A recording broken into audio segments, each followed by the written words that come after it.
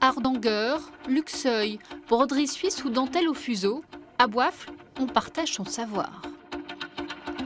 J'ai dû recommencer là parce que c'était pas bon. Tu prends ta paire qui donc sort. je reprends la paire qui est là. Voilà, elle est bien, tout bien une fois. Le fuseau, on apprend tous les jours, c'est l'infini. Il y aura toujours à apprendre. D'être très motivé. Difficile, disons, c'est quelque chose que quand on se met en route à faire du fuseau, il ne faut pas le faire un quart d'heure. Il faut au moins 2-3 heures. Je pense qu'il faut faire ça. Juste faire ça parce qu'il va falloir travailler sur la coquille. Ah oui. Lorsque l'une elle a appris quelque chose, soit dans un autre club, ou elle vient donner leur savoir dans notre club, et nous on met ça à profit, on travaille ensemble. Et puis après, c'est l'amitié en fin de compte. Au club, Sylvaine est professeure de luxeuil, une technique de dentelle à l'aiguille et au lacet. Moi, ça m'a permis d'apprendre l'Hardanger et j'ai appris aussi un peu les fuseaux. C'est un échange, donc pour se mettre aux autres générations, les techniques ne soient pas perdues, quoi. Quoique je pense que les jeunes reviennent un petit peu aux travaux manuels. Depuis 15 ans, elles sont une vingtaine de femmes à se réunir ainsi, chaque semaine. Je suis une grande nerveuse et quand je fais ça, je sais pas, ça me détend. C'est extraordinaire. Je me suis fait harponner par une de ces dames et voilà. Année après année, aux passions partagées, les techniques passent de main en main. Aujourd'hui, à Saint-Étienne-du-Rouvray, chez Fatimata, c'est livraison de wax. Ah, mais je l'ai celui-là. J'avais fait une combinaison avec ça.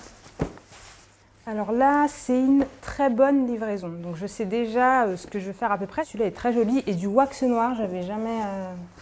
J'en avais eu un une fois, mais il avait déteint. Et celui-là, il a l'air pas mal du tout. C'est sa mère sénégalaise qui vient régulièrement lui amener ses tissus typiquement africains. Elle est sa fournisseuse officielle. C'est une coutume chez nous d'acheter beaucoup de tissus et de les offrir à des événements, des mariages, des naissances ou pour le plaisir. Et en fait, ma mère et des amies à elle, elles font ce qu'on appelle une petite collecte. Elles mettent de côté des sous pour acheter en lot. Depuis 6 mois environ, la jeune assistante export consacre soirées et week-ends à réaliser des vêtements sur commande. Ce soir, elle doit livrer cette veste à une cliente. Waouh, c'est exactement ce que je veux. Ça te plaît? Ah ouais, franchement, rien à dire. C'est une couleur qui te va. C'est vraiment les tissus africains, vraiment même que ma mère porte aussi. Et du coup, mettre ça et le porter avec, en France et puis avec des tenues assez modernes, j'aime beaucoup. Je me sens un peu unique. Je me dis, c'est bon, c'est un tissu créé pour moi et c'est ce qui me fait plaisir. Je suis ravie. Une troisième création d'Antoine. Aujourd'hui, je ne peux pas en vivre, mais mon but, c'est je me donne 1 an pour pouvoir vraiment me lancer à fond et pourquoi pas lancer une production et arrêter mon activité pour me consacrer à 100% à la couture. C'est éprouvant, mais je me dis si je ne le fais pas maintenant, j'ai 30 ans, je ne le ferai jamais. Une fois le bombers fini, c'est la photo, immédiatement postée sur les réseaux sociaux. Boutique virtuelle de l'atelier de Bogel. Une marque dont Fatimata Dia rêve de faire un incontournable de la mode.